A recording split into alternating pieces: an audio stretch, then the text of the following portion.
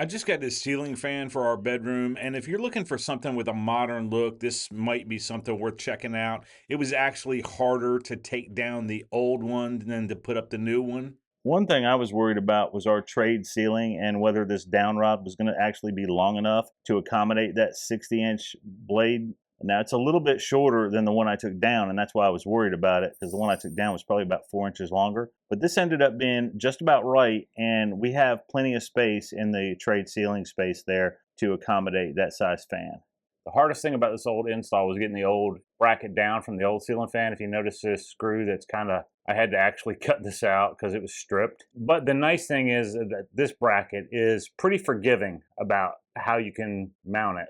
I was able to find a way to cut that off and still get this up here into wood. And it's a much easier task to hang a ceiling fan now with these brackets than it was with this old one, because the old one you had to literally hold it up while you wired it. With this, you don't have to do that. Now, the wiring here, and I'm not an electrician, consult one if you're not comfortable, but this is wired for a light the old way, and the old way was at the switch. Now you have a little transformer thing that comes with the ceiling fan that you're only going to need this green and this copper or grounds. There's your live wire and there's your neutral, and you're basically going to use those three. And this one, just leave it capped if you have it. You might not even have it. If you don't have a light, you won't even have it. But if you do currently have a light and you're taking down an old ceiling fan, you may have another wire there. So just leave it capped. There'll be like a bare copper probably, or a green, and you'll ground it black to black, white to white. Very simple. Another little piece of advice: when you're putting the blades on the fan, leave all your screws loose until you get all three blades on and all the screws set, and then tighten them down. It just makes it much easier. You'll get two of them on real easy if you tighten them all down. The problem is the third one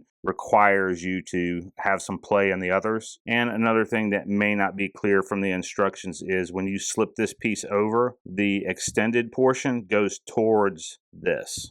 So it should look like this when you put it on, with the lip there coming towards the cover for the bracket. But it's going to be flipped up this way.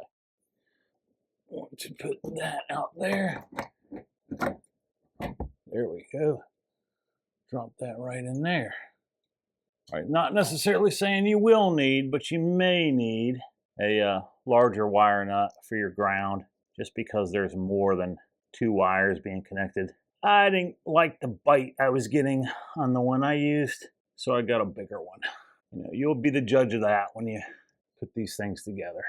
Next, I'm just going to do the neutral here. All the other ones you should be fine using whatever they gave you, or whatever you took off the thing in the first place.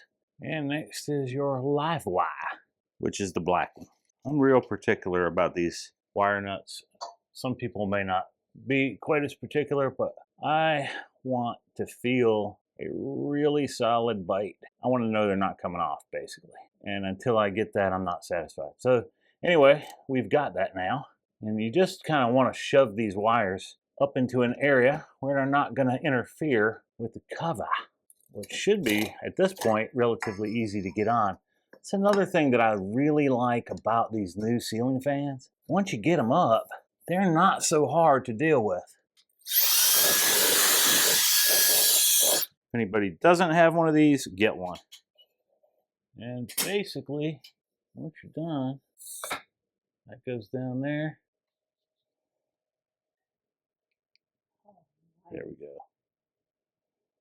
Oh, that's kicking out some wind there. Way over here. That's nice.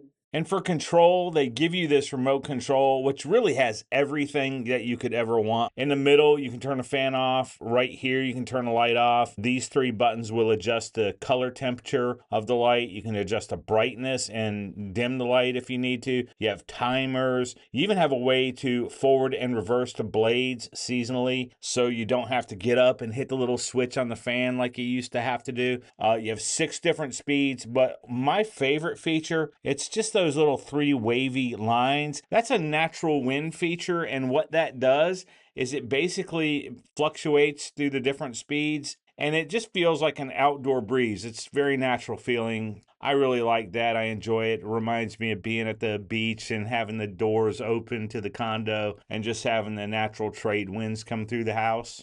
Color of the blade there is a natural look, But anyway, that's like an unfinished type wood, and you could probably stain that if you wanted to. So if you're like a designer and needed a custom color, I think this would probably accept stain. I'd test it on the back of the blade first. It's real wood too. It's not like, this is not a laminate or anything like that. This is a real, it's not hardwood. It's like a very soft wood. It's a very soft, lightweight wood, but it's real wood. Anyway, it is super quiet and it kicks out a lot of wind. It was a real easy install. If you're looking for one, I will link it down below in the description. That's an affiliate link. It helps me out at no extra cost to you. I really appreciate it when you use those. Thanks for watching. I'll see you in the next one.